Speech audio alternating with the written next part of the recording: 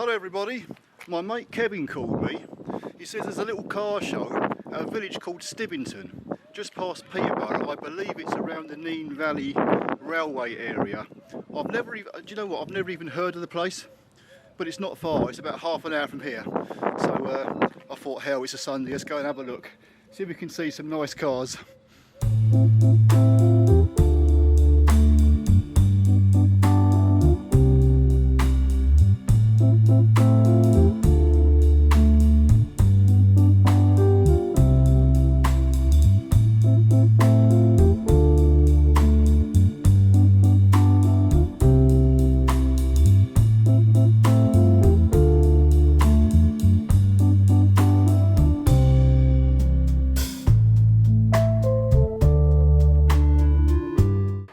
Hello everyone, we're here, Stibbington Diner, and I've met Mr. Kevin. Hello Mr. Kevin. Hi everyone, how you doing? Good to see you. We got here and there was about 3 or 4 cars. We've stood here about half an hour and now the yard is starting to fill up, so we're going to walk around. Let's have a look. Yeah. Let's have a look at what's here. Because we never know what's going to turn up, do we? We don't. That's the good thing about this event. You never know who or what you're going to see. So, I know what has turned up, which has got nothing to do with classic cars. Just over here, I'll just point this out. I would like to own one of these, as my van has gone to the scrapyard. Well, it's going to the scrapyard. But that Merc there, that's a lot of money. I'd still like one though. And I bet that's got the crew cab in it. Look at that. Vito 119. Anyway, we're here to see some classic cars. I think we'll start with this Escort with the cloverleaf wheels. Now Kevin, you pointed out earlier, this is not an XR3i. no, it's a popular misconception that these are an XR3i cabriolet, but the Mark III was actually badged as a 1.6i cabriolet. They didn't rebadge it as an XR3 until the Mark IV came out a bit later. So this is a Mark III 1.6i cabriolet, and as you pointed out, beautiful set of original cloverleaf alloys. And the lady that owns it is standing next to us, so I'll just grab her and she can tell us a bit more about it. Okay. So, tell YouTube all about your car, please. It's a 1985 Escort 1.6i cabriolet. So most people think it's an XR3, but on the logbook it's a 1.6i cabriolet. It's just a lot of people say it's the XR3 cabriolet, and it was found in a barn near Cambridge. So we pulled it out of the barn, and it's a rolling restoration, so we're restoring it as we go, and up to this spec. We've got a brand new hood fitted on there because the hood was shot, and we're currently restoring it. So is that sunburst red, that shade? Radiant red. Radiant red. Yeah, radiant red. It Very does. nice. Yeah. Yeah. And you were talking earlier, Sunburst is slightly a little bit more orangey. a little bit more orange, yeah. Yeah. So it's a radiant red. But yeah, it's coming along really well. And you were saying earlier, you were telling me you put Mark IV Recaro seats in. Is that right? Yeah. So we've got Mark IV. We've put some Mark IV Recaro seats in that we got, and then we're going to currently get these seats retrimmed into the period correct colours, into the Mark IV. So it just adds a little bit, just looks a little bit classier, I feel. Well, it's not every day we see these anymore, so it's very nice. Yeah, there's not many of them around. Well, I've not seen one of these in a while. So it's about a 96, that would be on a P, wouldn't it? 1996.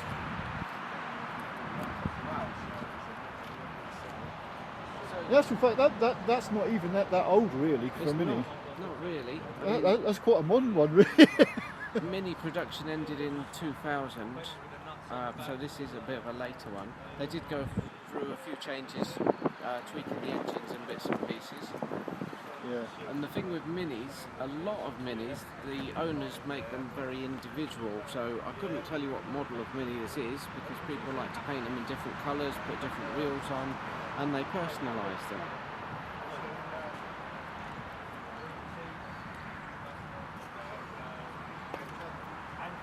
I think it's safe to say they've probably done a few more modifications on this.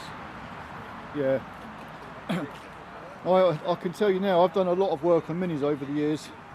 Clutches, suspension, all sorts.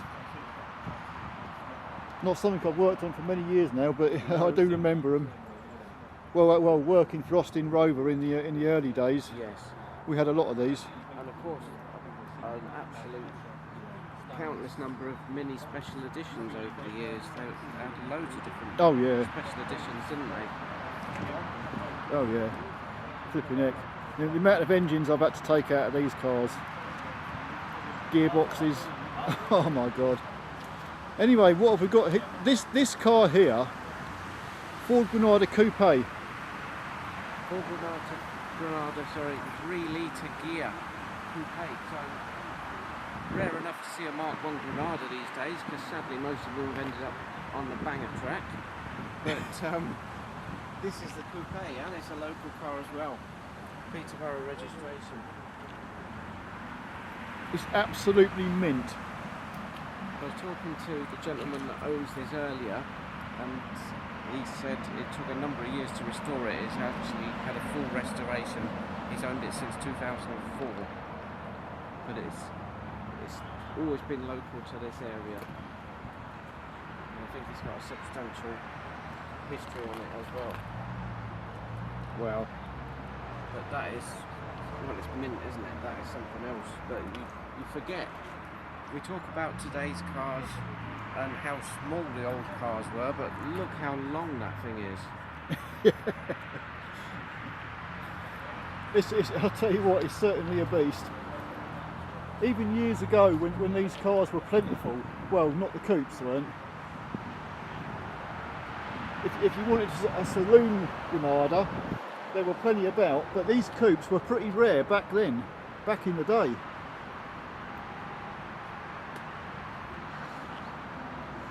It really is a sight to behold now, that's for sure. Now, if anyone wants to see one of these in action on screen, I'm always keen on my film and TV trivia. Ford Motor Company supplied a batch of cars to a film in 1975 called Brannigan. Oh yeah. And they used one of these in that film. So if you want to see one in action, check it out on YouTube.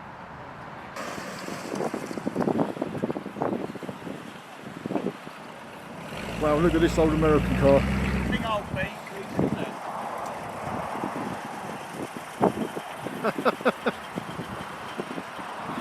I think it could do the paint job. I like it though.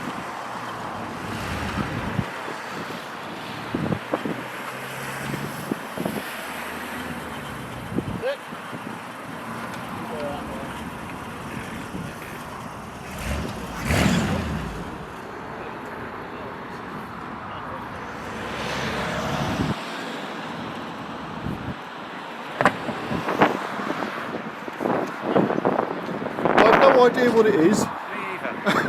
I couldn't tell you, but it looks about 1966 from the registration. Could you tell us what car this is, please? You don't know? I don't know. We don't know. No idea. 66 Thunderbird. Thunderbird. Thunderbird. Wow. It says so on the hubcaps. So it does. Yep. Thunderbird. Oh, we see. It's wrote on the hubcaps. We should have guessed by this badge here as well. Yes. The little Thunderbird. I like it. Oh, it's wrote on the dash. That's nice. Although the paintwork needs doing on this, I actually like it. I'd like to have a run in that.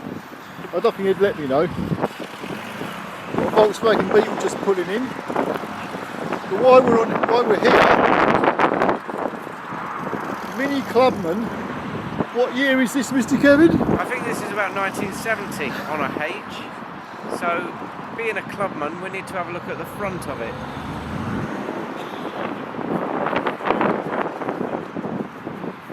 So, the Mini Clubman divides opinion amongst Mini enthusiasts. Some people love it, some people hate it. The man who designed the front end of the Mini Clubman also designed the Mark II Ford Cortina, and there is, if you look at the grille, a definite similarity between the front of a Mark II Cortina and a Mini Clubman. Oh yeah. It's definitely different from an ordinary Mini. It's slightly extended. When they launched this, it was originally, the idea was originally this was going to replace the regular Mini, but what we call the ordinary Mini was so popular, they abandoned the idea and they carried on making both versions. Okay, and what's this next to it? There's a Ford Prefect, an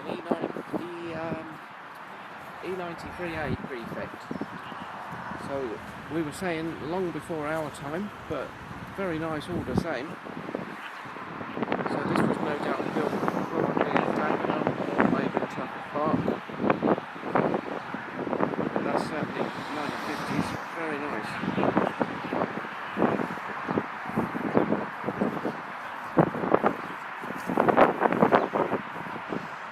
The steering wheel's seen better days. I've told you a fib, it tells you in the window there actually, years produced 1938 to 48, so just before the 50s. Blimey. 0 to 50, there's a good statistic for you, 0 to 50 in 27 seconds.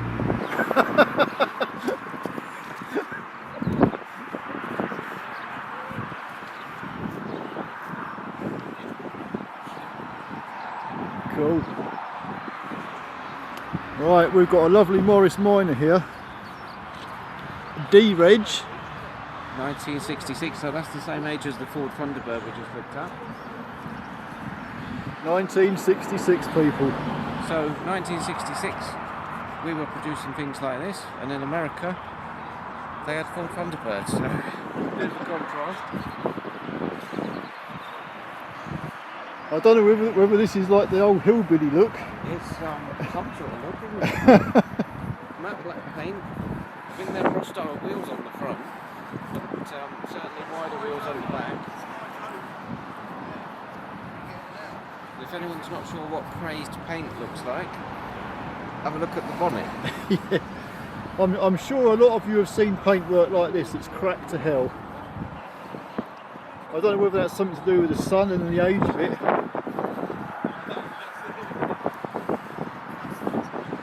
Yeah, red leather interior. And I've just spotted underneath, Alan, we've got side pipe exhausts on that as well. It's not chrome. No. Could do with a chrome finisher, couldn't it? But that's certainly very individual, shall we say, Morris Minor, isn't it? Yeah, this is the kind of vehicle I would probably associate with the film The Hills Have Eyes. Anyway, we've got the MG Club over here.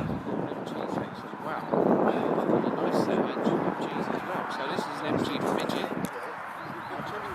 Now through the production run of the midget, there were several changes. I think it was for about one or I can't remember how many years, but they actually did away with the squared off rear wheel arch, but then they reintroduced it. So there's a sort of like a bit of production in the middle where you've got round arches on the back as well. But this is a later rubber bumper model, which not all enthusiasts are keen on the rubber bumpers. I quite like them because I remember them from that era, late 70s, early 80s. Well, no, that's right, isn't it? I mean, the chrome bumpers were the classic ones. I think they tried to modernise them. Yes, a lot of owners will retrofit the chrome instead of the rubber bumpers now. We've got the rubber bumpers, but the spoke wheels. Yeah.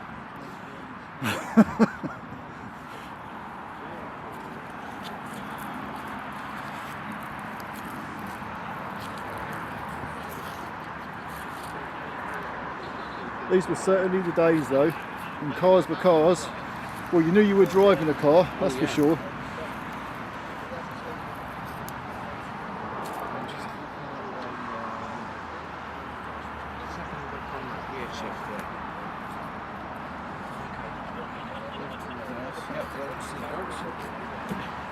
So 1966 seems to be a bit of a theme today. Here we've got a 66 MGB Roadster. Yeah, this one's absolutely lovely, I must say. And the one next to it, what's that, 67? Yeah, 67 underneath. And that's Old English white, that one. That's very nice. The paintwork's absolutely immaculate. It is. And Just looking, actually, Alan, an interesting thing to note here. Look at the badge. If that's a genuine badge, this is actually an MGC. It is an MGC because it's got the bulge on the bonnet as well. I was just about to point that out. It's not one of... So that's actually very rare, rarer than an MGB. Yeah. I can quite honestly say I've never actually come across one of these. I've seen plenty of MGBs, but not one of these. Yeah, MGC. So, cool.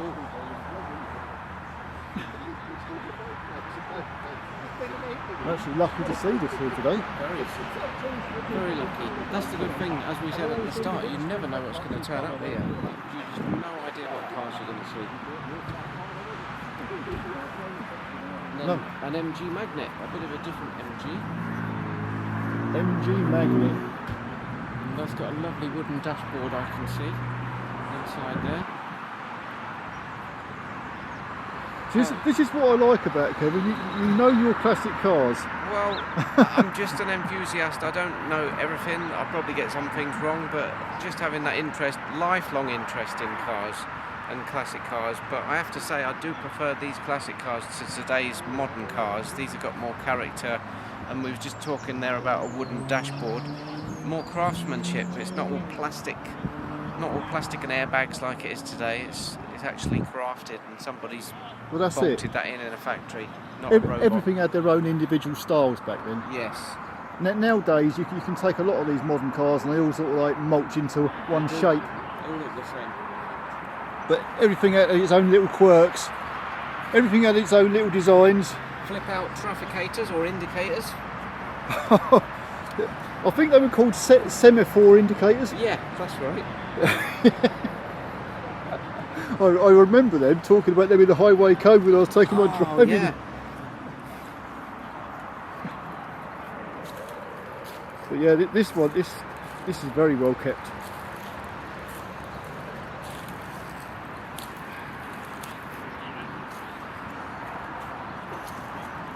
I think actually, Alan, you were right on your post you put up on YouTube. You were saying about MG that used to be the pinnacle of British motoring, and I think that is the case when you look at cars like this. Well, have a look through there at that dashboard I was talking about. Yeah, they were supposed to be. Yeah, absolutely gorgeous.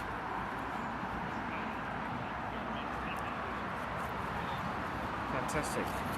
Now that's a nice set of chrome wire wheels on this one. That's very immaculate, that is. Yeah, I'll tell you something. Someone spent a lot of time cleaning them wheels. Yeah, that is the problem with these wheels. They look lovely, but trying to clean them is an absolute nightmare. Yeah, this one's very well looked after. N-Reg, was that 75? Yeah, you're right, Alan. Yeah, 75. MGB. 74 actually, 74, 75, yeah. So I'm guessing it was round about this time actually, mid-70s, I think it was 75, but they went over to the rubber bumpers. So this may have originally come out of the factory with the rubbers and somebody's retrofitted the old ones, or it could have been one of the last with the chromes.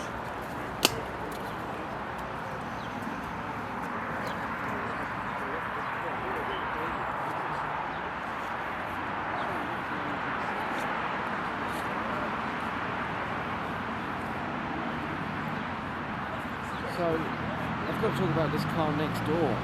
This is one of my favourite classic cars. These are actually from the 90s, and it's an MGR V8. So, if you look at the shape of it, they kept the sort of theme of the MGBs, but just modernised it. And they've got a nice V8 engine in them. I think they only made about 3 colours. There was a dark red, this green, and I think a slightly different green. Could be wrong. Someone out there will know. But I love seeing these at the shows.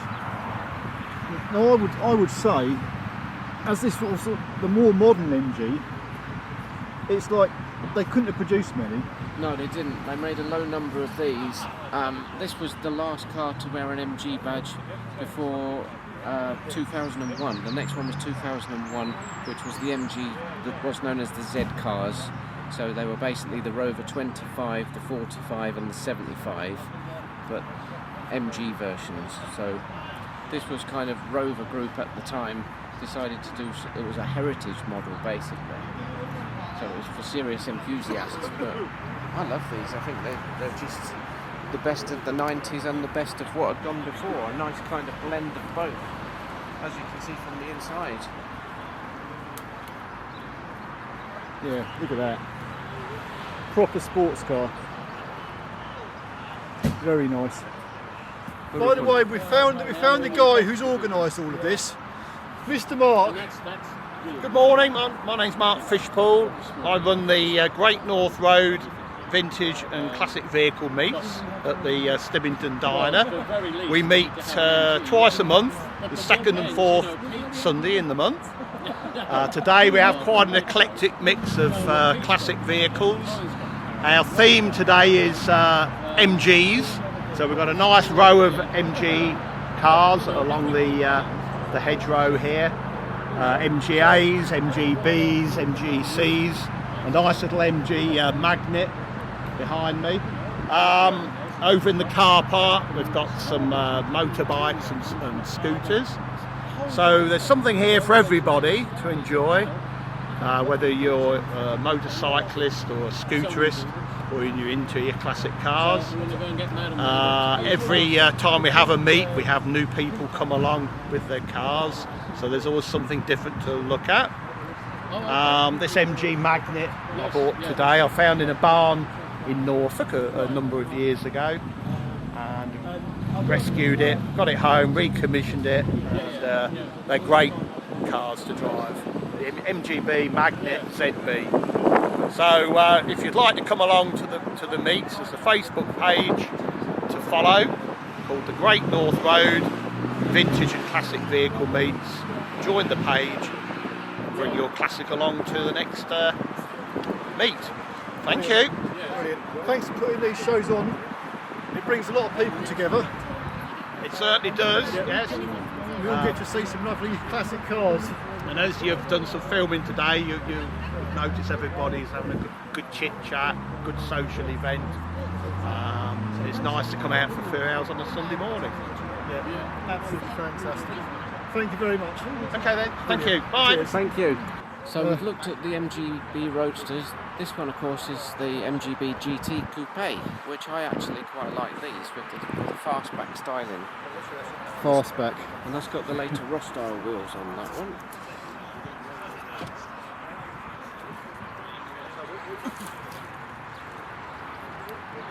You can see why they called it a fastback.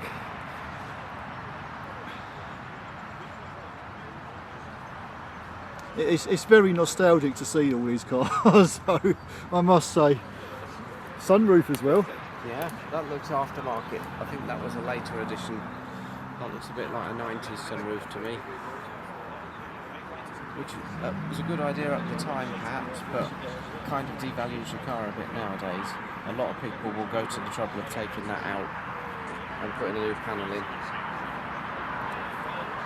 Of course, the problem once you do that, you've had to cut a hole in the headlining, and trying to find a headlining for some of these classics isn't always easy.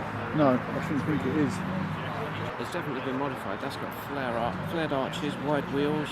Twin SU carburetors. Yeah, that's not a standard piece of kit at all, is it? K&N filters. In fact, I don't actually recognise the rocker cover on this. It looks like an A series engine. My wife gets in it and then she's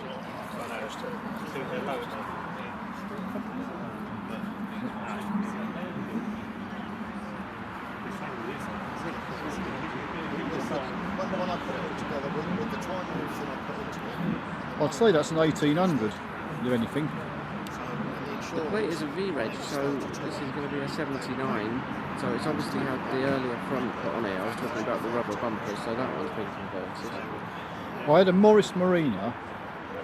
It had a 1.8 twin carb engine in it. Oh yeah, they used the TC engine, yeah. Yeah.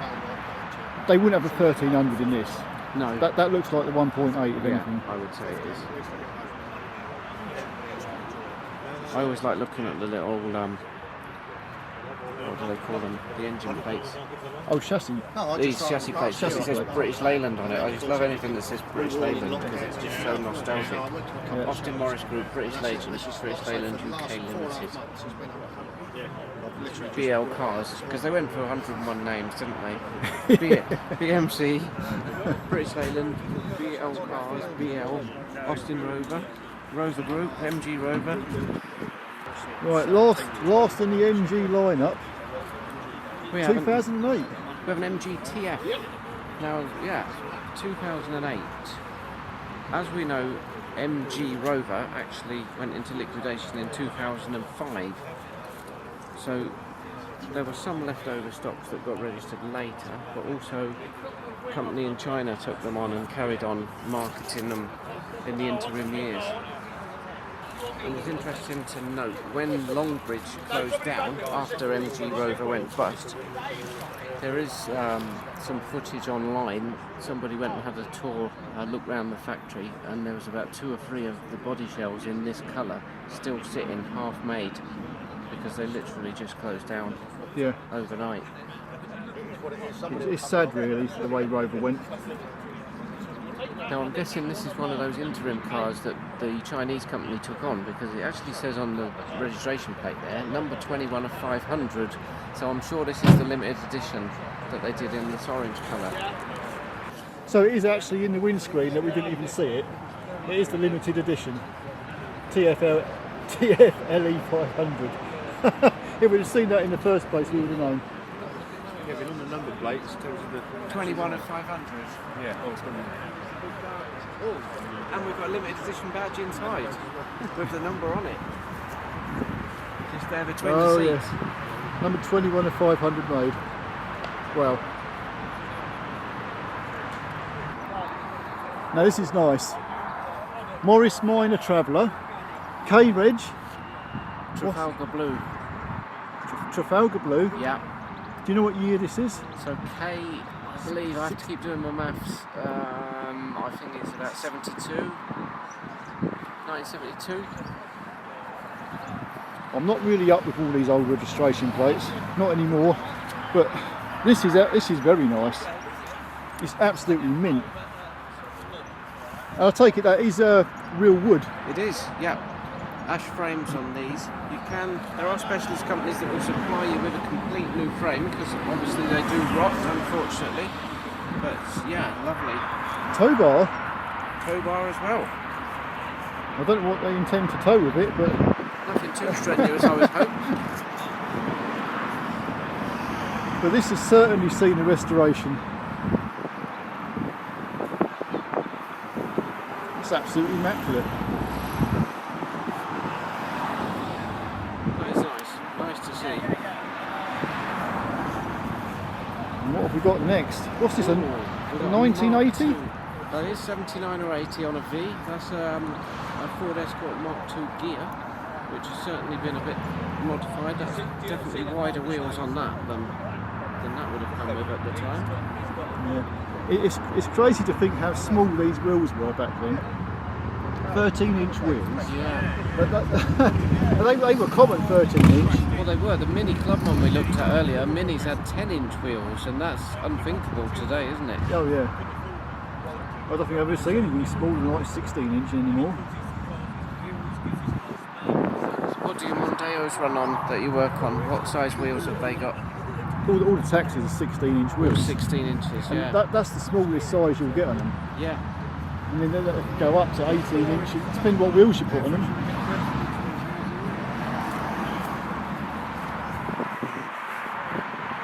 I can tell from the inside this has had a 5-speed gearbox fitted to it. 1.6. I love the matte black panel on the back. It's just It's very well looked after. Do you know what? I've always been a fan of vinyl roofs. vinyl roof. They were all the rage back in the day, but they sort of died out with the Mark III Escort, didn't they? When the Mark III came out, suddenly no more vinyl roofs. speaking of Mark III, we've got a Mark III Capri next door, which is probably my favourite classic car of all time because they're just so iconic. We've actually got a special paint job on this one. Yeah, I don't know whether you can even see this in the video, but this is metallic. I don't want to say metal flake. I'd say more metallic. Yeah. I think metal flake was a bit. Metal flake was a bit bigger. Yeah. But it's a bit coarser, but that's. It's very sparkly. And I know it's difficult filming through the windows, but I've got to point out the interior because this has got a very rare set of fishnet Recaro seats. In the check cloth, so yeah, very, very nice. They're the sort of seats you'd have found on the Capri S, which was the sporty one back in the day. And the S didn't have the side rubbing strips, same as this one, it was just purely plain. Yeah. But that is a paint job, isn't it? That's sparkling lovely in Certainly the sun. is.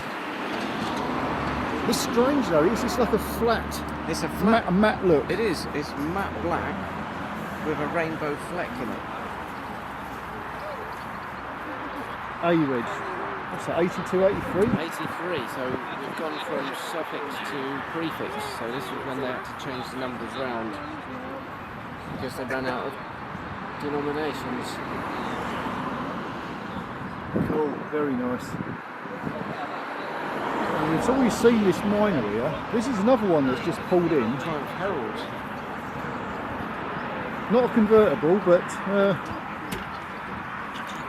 Now it actually says Vitesse on the dashboard. I don't know if it is the Vitesse because that had the twin headlamps. We'll find out when we get round the front. Oh yes it is, so it's a Triumph Vitesse. That's like I said, you basically, like I said, that. And talking about engine access, the whole front end of these lift up, so they were very easy to work on. So it's not just a bonnet, the actual whole front of the car. yeah, that's right. You've got them little levers down here. Wansford. Yeah. That's it, mate, yeah. Very convenient to work on when you've got the whole of the bonnet right up in the air. The only drawback was you had to make sure that that was locked off before you drove off Like I anywhere. said, I suppose a lot of it, you finish up, that all goes on the computer. Imagine there was a few instances of people that hadn't locked the bonnet off and then drove down the road. That's what they called the suicide doors, which opened back to front rather than front to back. And hard to believe now, but at one time all car doors opened that way. Yep, so if you've got a Tommy gun and you're a gangster, these are the doors for you. All in. And I believe these had a mesh roof. I think they're quite complex. Sadly, it's one of these names that's long gone. Riley, followed up by British Leyland, I believe. Yeah, I was just about to say, wasn't Riley part of the British Leyland group? Yeah, it became. You'd have later on in the 60s, you'd have things like the Riley Elf, which was the Mini with the little boot on the back. Do you I remember remember the them, extended? And that was sort of the last cars to have the Riley name. That and the Austin 1100, 1300, do you remember those? Yep. They did a Riley version of that, and then sadly it died out. But the Riley mark, it was always seen as a bit more upmarket by British Leyland, so it was more the sort of luxury end.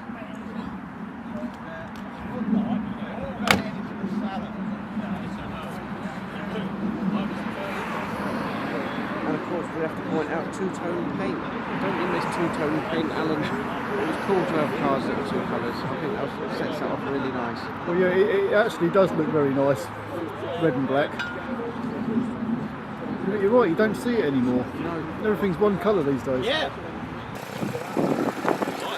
got a good selection of Put it MGs. over next to the green. Another one with very, very clean spoke wheels.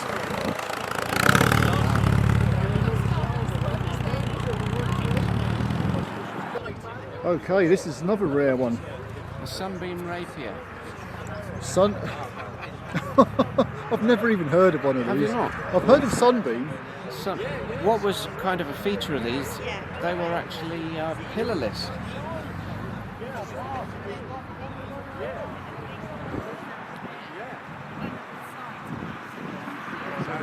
quite a design back in the day.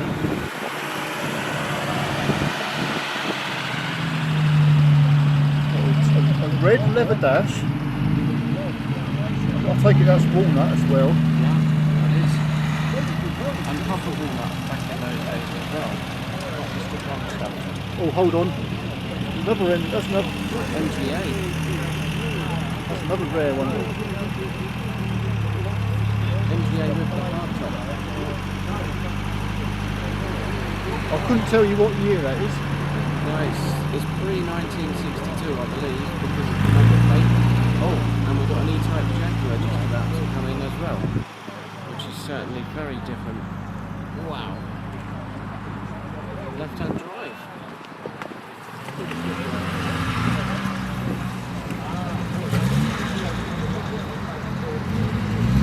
They still look good today, Yeah. E-Type Jaguars.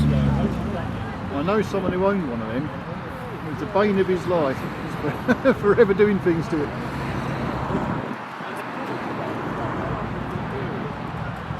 Well, we're certainly seeing a variety of cars today. Yeah, I think we've gone around the main part of this field. We've got a few more down this front area. Yeah. The Beetle. The surfboards. That's definitely the surf look. I don't know whether that's right or not. Look at the camera on them back wheels. That's serious. Very, very wide back wheels as well. I'm sure you can see on the camera, but just for fun, I'm just going to put my hand there. That's a wide wheel.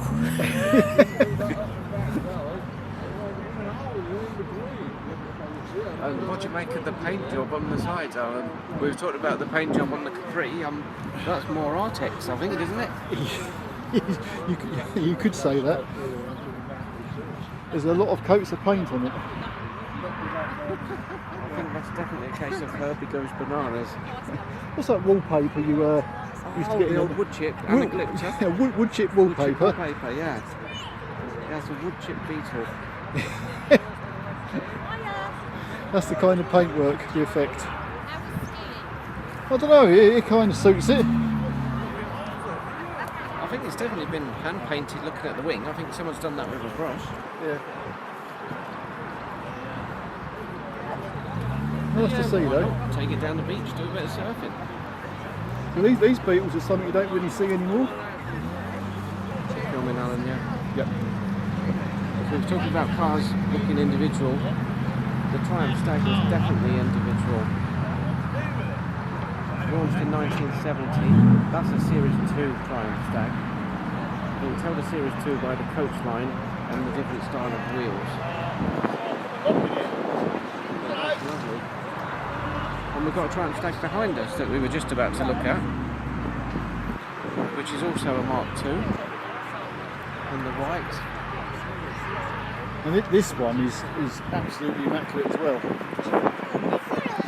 Of course, they had problems with these overheating, which they always blamed on the build, because I think they did something unusual with these, if I remember rightly. They kind of got two engines and joined them together or something, rather than using the Rover V8, which British Leyland made at the time. Triumph decided to try and make their own V8 engine, and I'm sure they got two and stuck them together, something like that. It sticks in my mind. It's very unusual.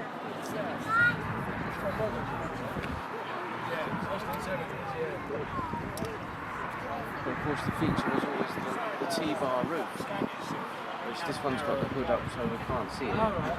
If we look just behind us, we've actually got one with the hard top on, which is quite a rare thing to see these days. And that's Java Green, which is one of my favourite colours on the Stag, certainly different. Yeah, this is that's an old one as well. That's got a private plate on that, so that'll be a Series 2.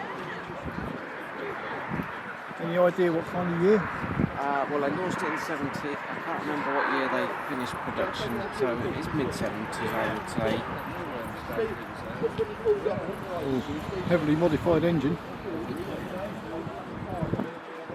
Wow, it's even got a Stag on it. That's it, yeah. Chrome rocker covers.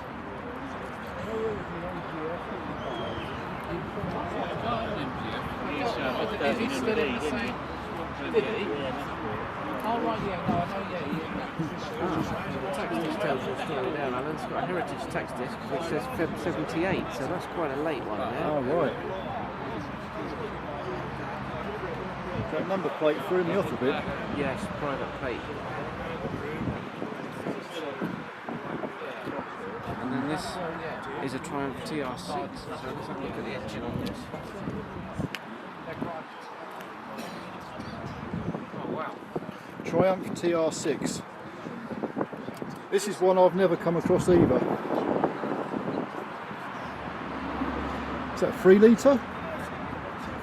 I would say it's probably a 2.5, but I'm not the expert on the engines. That's your bit, Alan. not this far back. But yeah, it's very nice under here. It's been very well kept, looked after. Now I have to say, next door, as nice as the Triumphs are, this is absolutely my cup of tea. Ford Escort RS 2000 with the droop nose. What an absolute So when we come to the stunning end of this example. video and we decide which cars we prefer the best, this is going to be yours, I reckon. Probably. We don't want to give the game away, but at the moment it's up there. This is fantastic. Certainly a sparkling yellow. Yeah. So they did 2 trim levels on the RS 2000. They did an RS 2000 and an RS 2000 Custom. This one is the base trim, if you like. This is the straightforward RS 2000 because the Custom had the AVO 4-spoke alloy wheels on it, and it also had some graphics on the side, and no doubt some other differences that I can't remember off the top of my head. But I love the fact that this is the base model and they've kept the steel wheels on it. It's just fantastic. That's the owner. Just going to have a look under the bonnet, showing somebody, so we'll have a look as well. About 6 years. I'm sorry. No, you carry on. About 6-7 months. You carry on. Tell us all about was it. a We're good bit of filming for timing. YouTube, so All right.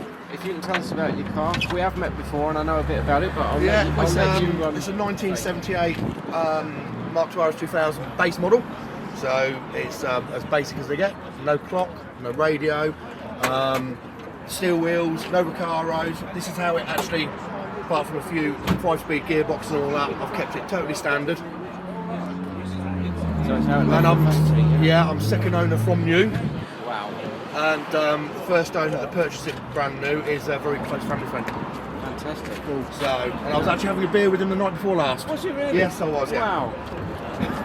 So it's actually on a W reg, but it is a 1978 because it was purchased. The guy was in the RAF, and so it was a tax-free car. So he bought it in 1978. For some reason, when he got posted back to the UK, they registered on a W, which was 1980, but it is actually 78. Wow.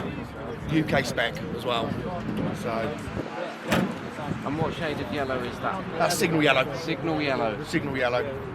And for such a performance car, look how lovely and simple the engine is. Well, I'm just looking at it. I'll tell you, it's a 2 litre Pinto, Weber, is, yeah. Weber carburettor and 4-branch manifold.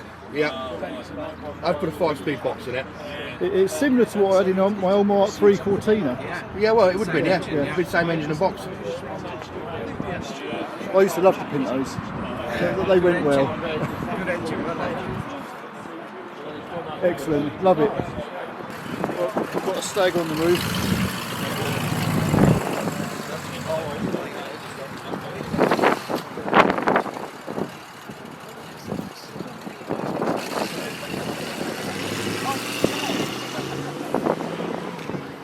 The noise from that exhaust is absolutely gorgeous. Oh, we've got the bonnet up on this Ford Anglia. We'll have a peek. Yeah, that's definitely something special. to pull the chain on Harry Potter or?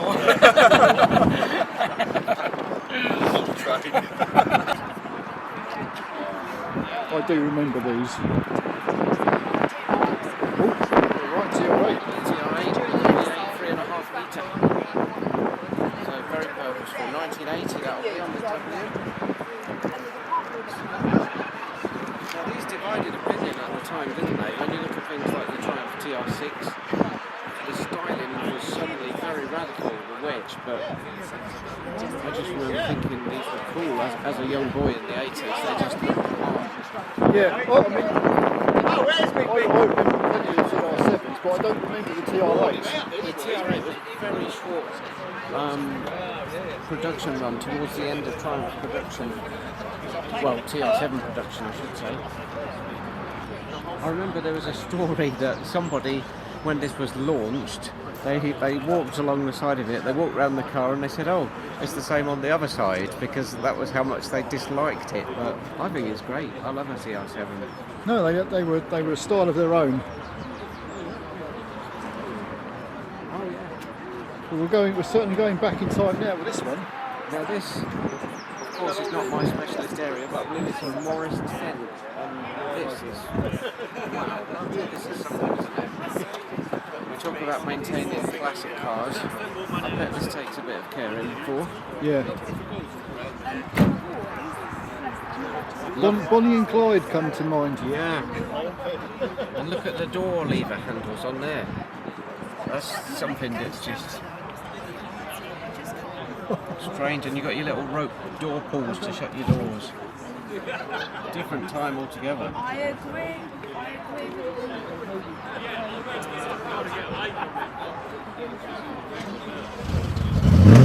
Oh, and you've got all the information about it. Yeah, and plenty of room for your luggage as well. I must say that TR6 sounds nice coming up next door. Always on the move. Still getting petrol fumes. That's burnt about £2 worth at today's prices. I've just come over here, so I wouldn't want to leave the motorbikes out. I know nothing about motorbikes, but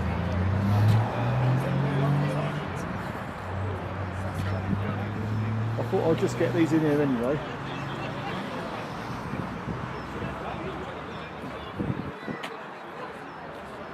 Very nice indeed.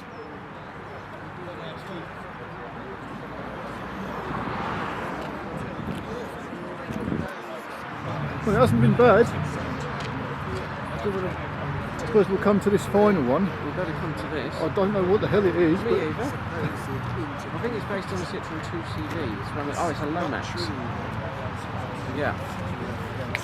I believe the wheels kind of give it away, that it's got the 2CV wheels.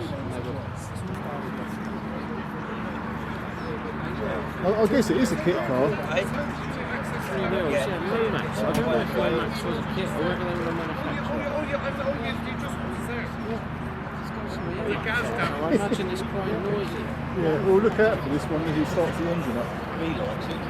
Yeah. He's gone for the yellow. Know what They always do. do they? Well, I think we're about to see what's onto the bonnet. and No. verge of That's it, guys. Stibbington Diner. In actual fact, we're just about to go and get a fry up. We need it after walking around all these lovely cars. Anyway, the question is, Mr. Kevin, Yes. Matt, what are your favourite cars? Well, so many to choose from, so many great cars here today, but for me, the standout car has got to be that yellow Ford Escort RS 2000. You said that the moment that car pulled in the yard. we knew that one was coming. Yeah. What's your favourite I'm car? going to go for a little humble blue Escort over there. It's next to the multi-minor Traveller. The Mark II gear. Yeah, we'll see how. So that's two people gone for Escorts. Well, I'll tell you what, I'm going to go for the Thunderbird. I know it needs a paint job, but I love it. I love that big old American style. So anyway, that's it. We're out of here. We're going to get some food now. So anyway, guys, thanks for watching. Thank you. And we'll see you in the next one. Go for it. You go for it. My turn again. Okay, till the next time. See ya. See ya.